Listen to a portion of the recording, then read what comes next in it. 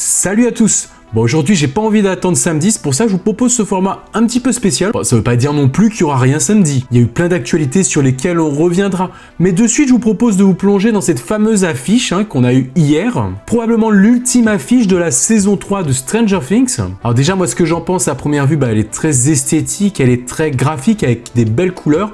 Ça nous rappelle un peu les films des années 80, comme d'hab, en fait, on voit tous les personnages pour nous donner un petit côté plus épique. On a bien sûr le Starcourt Mall qui plane au-dessus de tout ça. Avec son inauguration là dans la saison, c'est clair de toute façon qu'il aura un rôle essentiel.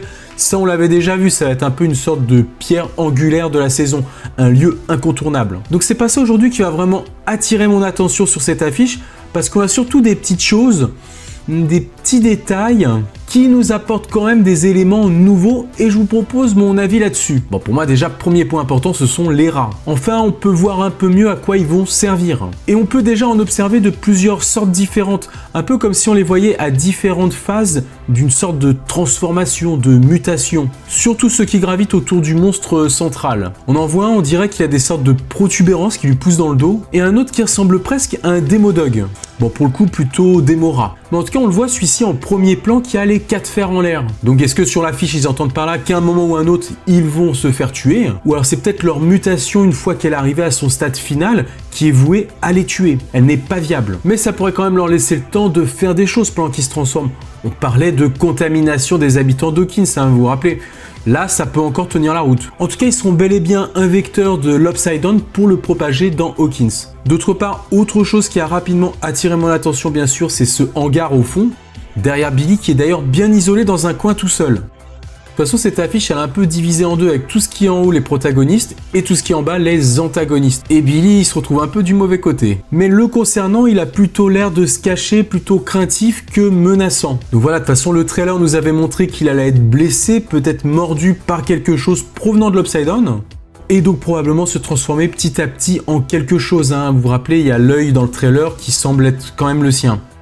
Du coup, cette partie de l'image peut aussi représenter l'Upside-Down, alors est-ce qu'il va carrément basculer dans cette dimension parallèle? Ou peut-être que c'est simplement pour nous montrer que lui, il va être concerné par cet aspect de la série. En tout cas, le fait qu'il baigne dans cette ambiance de ce côté de l'image ne laisse plus de doute par rapport à l'origine de sa blessure au bras, si on pouvait avoir encore des doutes.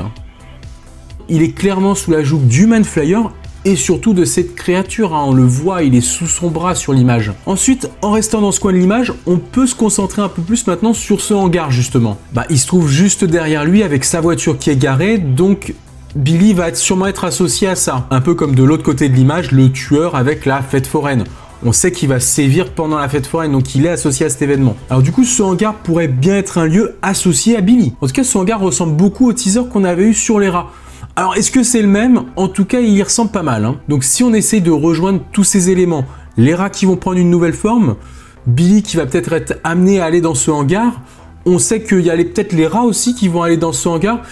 Donc, c'est peut-être là le lieu où il va se faire blesser en fait. Mais en même temps, tout cela peut peut-être confirmer un peu plus l'histoire de l'infection par les rats. Par une morsure par exemple, ou autre chose liée à eux qui se trouverait peut-être dans le hangar. On avait pas mal tablé sur ce genre d'hypothèse par rapport aux rats, mais finalement on avait très peu d'informations sur eux jusque-là, c'était vraiment de la grosse spéculation. Il y avait très peu d'éléments, voire pas du tout pour corroborer tout ça. On savait simplement qu'ils allaient avoir un rôle à jouer. Malgré tout, avec cette nouvelle image, ça peut aller dans notre sens avec Billy devant ce lieu. Ça fonctionne, ça veut pas dire que ça se passera exactement comme ça, mais déjà on est un peu plus proche de ce qu'on disait. Maintenant, si on regarde d'un peu plus près l'affiche sur ce hangar, sur ce bâtiment, on peut voir noté Brimborn ou Erimborn, Steelworks ou quelque chose de très proche. Donc ça veut sûrement dire que c'est une sorte de petite aciérie locale. Autrement dit, un lieu un peu à l'écart de la ville de par son activité. C'est peut-être surtout ça qu'il faudra retenir en fin de compte. Alors est-ce que ça va être le point de départ de l'attaque des rats et de l'Upside-Down? Sur le teaser des rats, on les voyait arriver en masse dans un hangar, donc est-ce qu'ils sont attirés par quelque chose?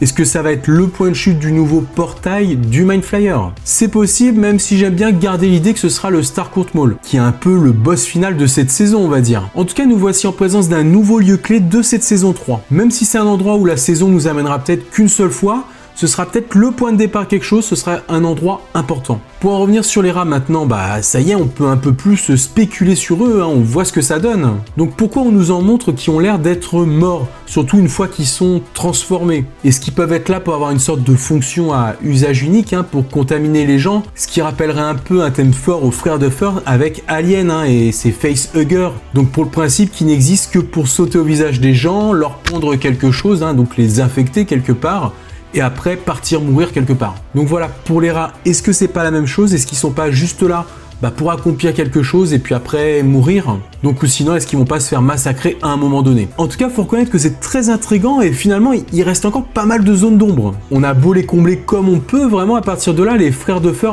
ont la possibilité de partir dans plusieurs directions. Et bien sûr, partir sur celle qui pourrait peut-être le plus nous surprendre. Bref, voilà, je pense que c'était nécessaire de revenir un peu sur les rats, hein, depuis le temps qu'on nous les tease quand même. Et ça, sans rien montrer réellement de concret. Donc voilà, pour moi, je trouvais ça intéressant de pas attendre samedi et directement de revenir un petit peu là-dessus pour lancer le débat. Ensuite, à part ça, qu'est-ce qui nous reste à observer sur cette affiche? Bon de l'autre côté, on a donc la fête foraine avec ce fameux tueur. Est-ce qu'on peut considérer que lui aussi pourrait être manipulé par le Mind Flyer? Il va faire partie de l'Upside Down?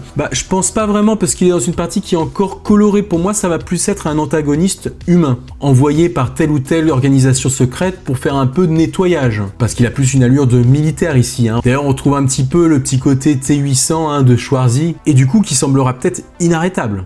Pour nos héros maintenant qu'on adore, qui sont sur la partie haute de l'affiche, il n'y a pas vraiment beaucoup de nouveautés à relever. Alors est-ce que par rapport à leur taille sur l'image, ça peut être un ordre d'importance qu'ils auront dans cette saison 3? Ouais, c'est possible.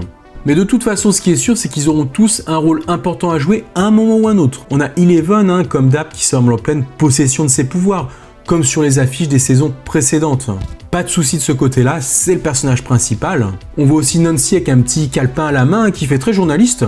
Alors on était déjà revenu sur Jonathan, hein, qui allait sûrement être journaliste par rapport au fait qu'il soit photographe. Et comme on le voyait avec Nancy dans la salle d'attente probablement du Hawking Post, hein, du journal local. Alors du coup maintenant, comme on les voit sur cette affiche en duo de choc avec celui qui prend les photos et celle qui peut être en train de rédiger les articles, ça peut commencer à paraître plus évident qu'ils soient allés au Hawking Post pour proposer leur service en tant que binôme peut-être. En tout cas, voilà l'idée qu'ils travailleraient tous les deux dans le journal en équipe, hein, en tandem, ça matche plutôt bien. Et du coup, ça pourra donner un prétexte en plus à ces personnages pour pleinement s'impliquer.